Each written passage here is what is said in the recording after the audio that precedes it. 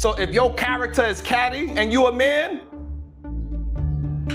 we gotta call it what it is. But for some reason, men cannot call out the cattiness in men because for some reason they just want to protect men and coddle men at all costs. Even the ones that is showing that they are not being what they claiming is masculinity. I don't know.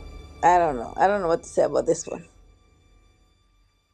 I'm I'm gonna go with the ladies. I don't consider. I don't have Surprise, no comments. surprise. Come back to me. Come back to me. I don't have no comments. I just want to listen. All right. Go ahead, Sean. So the thing that I disagree is the premise of the situation of homemaking and if you a hoe. Being a hoe is derogatory towards women. Being a homemaker for a man is not derogatory. So we was going to try to compare the two. You would have to put more. If a man is being catty and he always interrupting somebody, that would be considered a, not masculine, right? That would be disrespect. You say, hey, you not masculine because you catty. You always arguing with the woman. Get your ass out the mirror. The woman's supposed to be in the mirror. Stop interrupting it, interjecting it every time somebody's talking. That would be more of a, the BAN type of situation to make it comparable. But to try to use the premise as being a hoe and being a homemaker is going to be the same offense is just not a genuine conversation whatsoever. What, Sharon, what you think is an adequate? Because I don't agree with the first part, but I do agree with that they're not accurate depictions. Because being a whore maker is not an insult to a man. What would you say is an insult to a man that men would typically lie about? A man being catty, a man not being masculine. That would be similar. So because you with a better question to phrase that be like, being a whore, you're saying that she's not a good woman. So being a bad man is being non-masculine, and being catty is a version of non-masculine. So how many times do you have to be catty before you non-masculine? Is a better question then, according to this logic, right? If being catty is a part of your character, then you are you are not a masculine man. So once it's a part of who you are, of course, so like being a hoe, once it's a part of who you are, that means you are a bad woman. Because, for example, Tia Mowry, right? She was married for a very long time. But when she went to the whole I graduated marriage and now she's back in the street, guess who they say? They would say she's a part of baddie culture now, too, because now she got videos of her dancing and showing off her so-called body and doing the TikTok dancing. She's a part of baddie culture now. And she ain't, so for what we know, she ain't no hoe. So if your character is catty and you a man, we got to call it what it is. But for some reason, men cannot call out the cattiness in men because for some reason, they just want to protect men and coddle men at all costs. Even the ones that is showing that they are not being what they claim in is masculinity. I don't know if that's wild to me. Just call it out in real time. So therefore, the women can see, oh, there go the goddamn leaders. Because they holding the men accountable. And then now women can understand what they supposed to be following as well, what they could submit to, willingly submit to, not forcibly submit to. Why that's problematic is because it still has very little to do with her choice in sexual partners. Somebody's characteristic, how they address, exchanges with the opposite sex, that's one thing. I get it. But it's not going to have the same equivalent. And we keep on removing the responsibility that women have.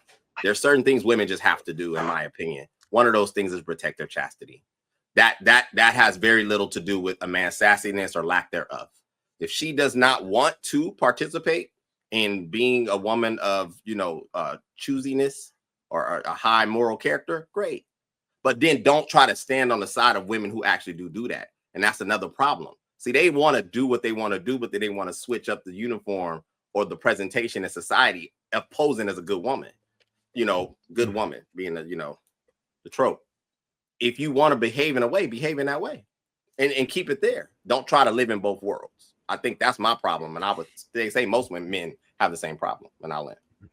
So the women that are protecting their chastity, they be with a man that present himself as a good man.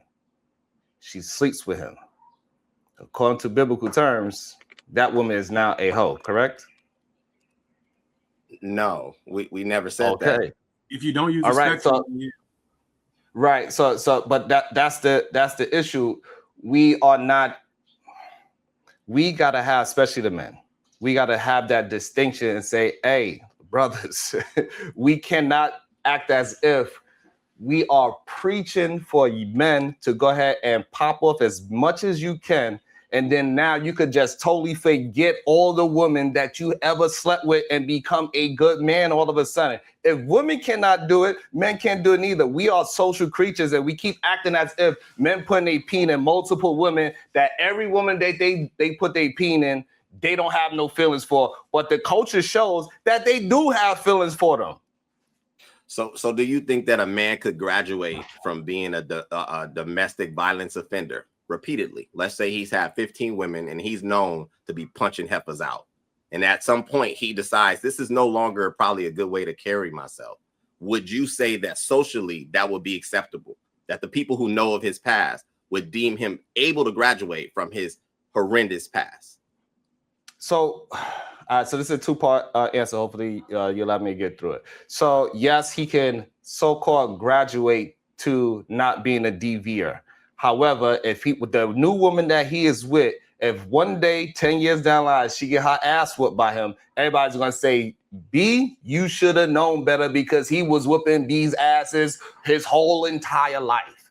So yes, he can technically graduate if he don't do it no more, but he still have that that sense that he has a character flaw in him. So, Sharon, some of you said, I really had a real question for him. You were saying men and women, when they operate sexually, they're exactly the same? Yes, the fact that we act as if men could just erase all the coochie that they put their face in is ridiculous.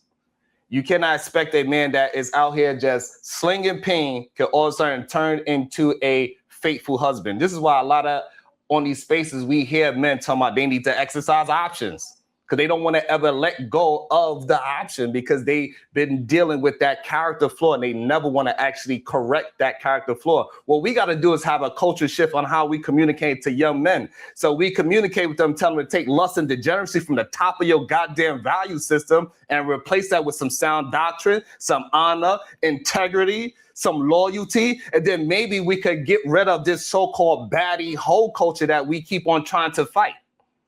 So I'm not even really going to argue that point, because in totality, who can argue against adding more morals and structure within the life of culture?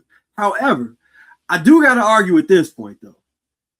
You said that men can't transform into good men. Are you a good man? Let me rephrase that. Would your wife or most people assume that you're a good man? To the people that I'm involved in their life, they would consider me that, yes.